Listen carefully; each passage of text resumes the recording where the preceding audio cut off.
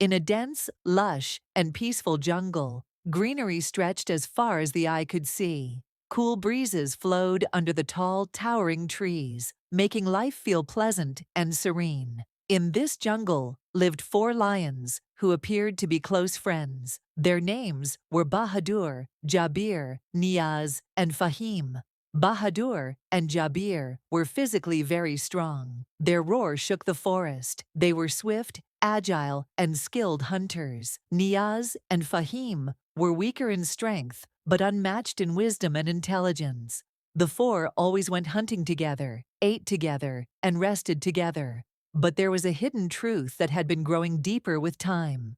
During hunts, whenever a deer, rabbit, or nilgai was caught, Bahadur and Jabir would use their strength to seize it first. They always kept the best parts of the meat for themselves and left the scraps for Niaz and Fahim. At first, Niaz and Fahim endured it in the name of friendship, but a spark in their hearts gradually turned into a flame. Niaz would often say to Fahim, "Friendship means equality, but here we survive only at their mercy." Fahim would sigh and reply, "We're not as strong as them, so we must wait for the right time. Time itself delivers justice." One day, as the four lions were returning from a hunt, they encountered an old fox. He was injured and severely weak. Bahadur looked at him with disdain and said, "If you want to stay alive, be of use to us. Everyone knows the fate of the weak in this jungle." Trembling, the fox said, "I hold a secret that can make you immensely powerful." Hearing this, the four stopped. Jabir stepped forward and asked,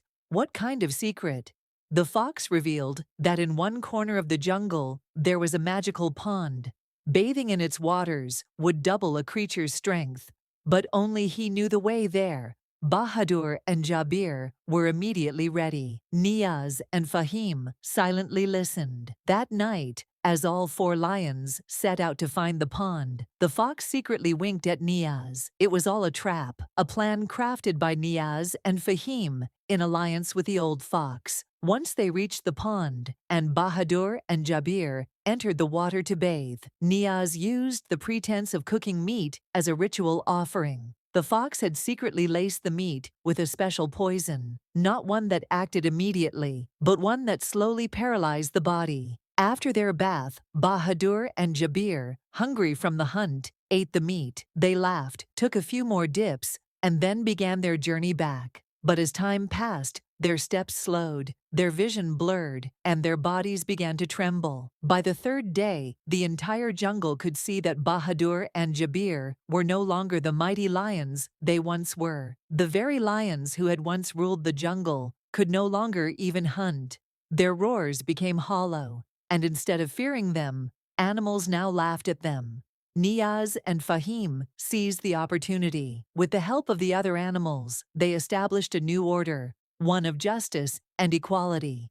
But along with their happiness came a lingering guilt.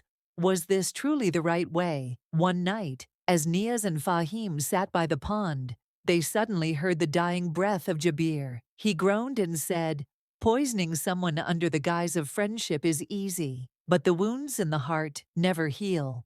Tears welled up in Niaz's eyes. Fahim hung his head low. They knew that cruelty had been met with conspiracy, but the bond of friendship had never truly left their hearts. Moral: the arrogance of strength leads to downfall, and conspiracy never brings peace to the heart. True justice is delivered with openness and honesty, not with secret poisons.